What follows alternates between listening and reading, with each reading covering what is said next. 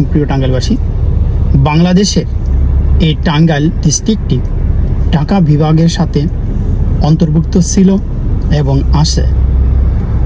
যদি দুর্নীতিবাজ কোনো প্রশাসনের ভুল সিদ্ধান্তে এটা উত্তরবঙ্গের সাথে অথবা অন্য কোনো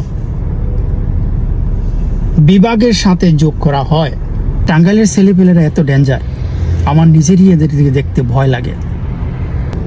উত্তর ও দক্ষিণবঙ্গটাকে পুরা অচল করে দিবে। অতএব দুর্নীতিবাজ প্রশাসনের ভুল সিদ্ধান্তে যদি এটা বাস্তবায়ন হয়, বাংলাদেশে আরেকটা গৃহযুদ্ধ লেগে যাবে। Be careful. টাঙ্গাইলের ছেলেপেলেরা যদি একবার খেপে যায়, আল্লাহ কি যে হবে আমি নিজেও বুঝতে পারি না। স্যালুট টাঙ্গাইলবাসী।